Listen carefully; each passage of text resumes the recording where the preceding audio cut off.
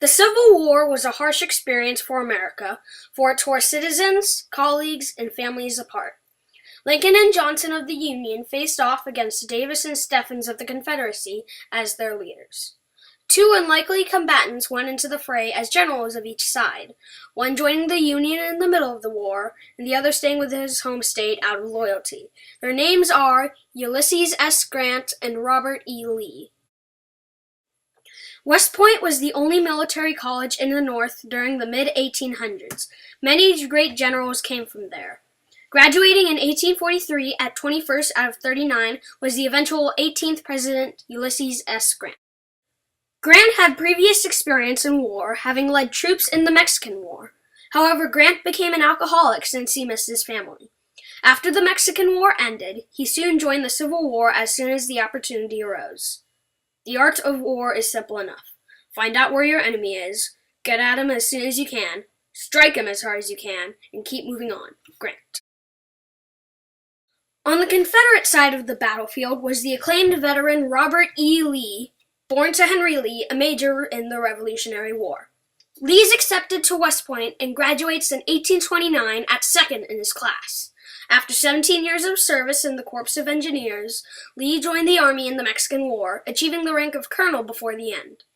He went on to become superintendent of West Point. When Lincoln asked for Lee's leadership services, Lee refused.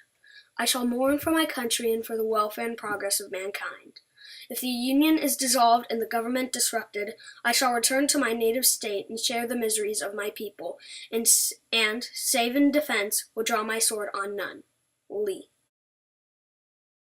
The Union ended up winning the war by initiating the Anaconda Plan. The plan was to cut off the South's resources by cutting off the Mississippi River, and then to eventually conquer Richmond, Virginia, the Confederate capital. General Lee won and lost many battles, such as the Second Battle of Bull Run, where he won, and the Battle of Gettysburg, where he realized his troops could only fight defensive battles. In 1863, General Grant impressed Lincoln with his skills by overpowering the Confederates in Vicksburg. Grant was soon appointed as general of the entire Union Army. Oh, I am heartily tired of hearing about what Lee is going to do. Some of you always seem to think he is suddenly going to turn a double somersault and land in our rear and on both of our flanks at the same time.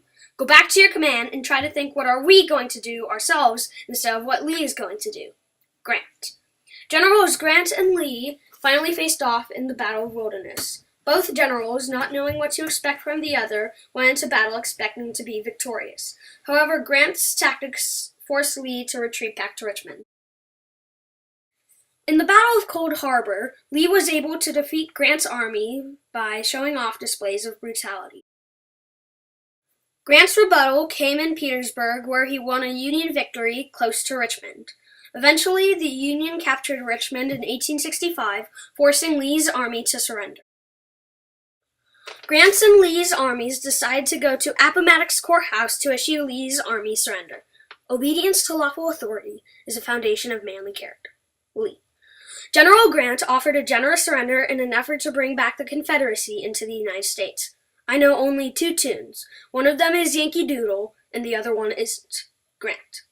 The Civil War was a very eventful time in American history. Grant and Lee fought bravely for their loyalties, and depending who you are, will live in glory or infamy.